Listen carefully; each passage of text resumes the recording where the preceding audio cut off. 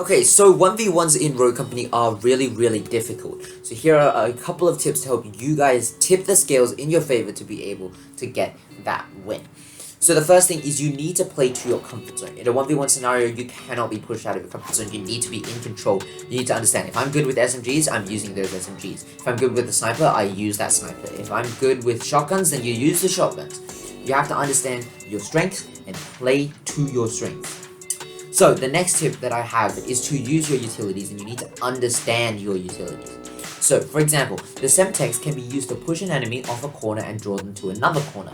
Therefore, you always need to know, if I chuck that Semtex there, that enemy is going to go there, and therefore I can aim at this position and then just be able to beam them. So you need to understand map awareness is one thing, but you also need to understand where you need to chuck your certain piece of utility. Things like smoke grenades can help for quick rotates and other things like that. So just need to understand your utilities.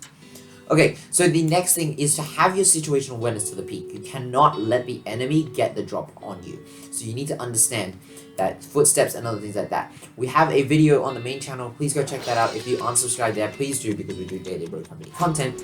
But when you are looking out for your enemy, you need to understand this is where they are and stuff like that, and your situational awareness needs to be to the peak. You need to look out for the color red. Any hints of red, you also need to understand, footsteps, other things like that, and listen to your audio.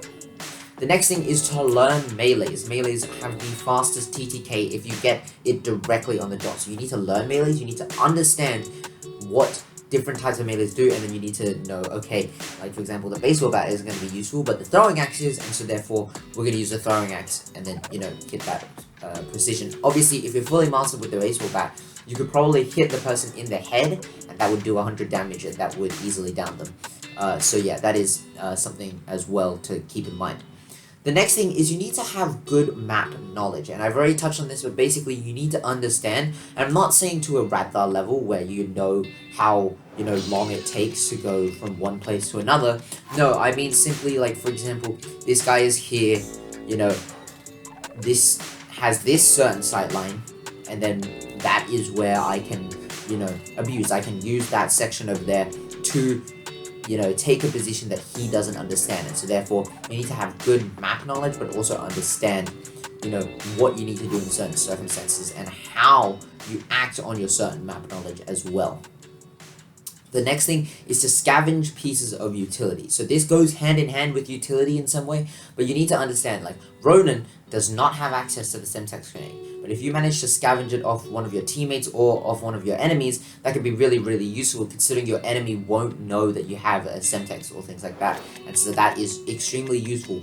So please scavenge utility. And considering that in a 1v1 scenario, it's probably going to be pretty late game, every single piece of utility isn't going to go to waste, is what I was going to say. I was going to say is going to count, but we're just going to roll with it, I guess.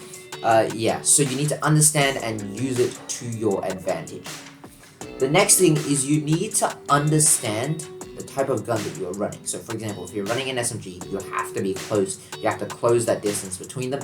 And if you're running a sniper rifle, then you have to play, further away and stuff like that. And what I would usually do is also scavenge one of the guns that your enemies or your teammates have dropped. So for example, the sniper and the SMG are really good for me at the very least, because I have close range, which is what I'm good at as well, and snipers, which is also what I'm kind of, trying to work on, and I've already seen some improvement, but I'm not the best with it. Usually, in a 1v1 scenario, I'd go for an SMG and AR, but now I'm kind of leaning towards an SMG and a sniper rifle, which work really well as well. But you need to understand your playstyle. Shotguns and snipers as well, if you are really good, are extremely deadly. I've already seen some high-level players run shotgun and SMG, shotgun and sniper rifle, and that is really good for them. But thank you guys so much for watching today's weekly upload. Please go check out the main channel if you haven't, because we do daily Rogue Company content over there. So yeah, please go check that out, and I'll see you guys all in next week's upload if you don't want to go check out the main channel. But I'll see you guys all in tomorrow's daily upload if you guys go check out the main channel. See you, bye-bye.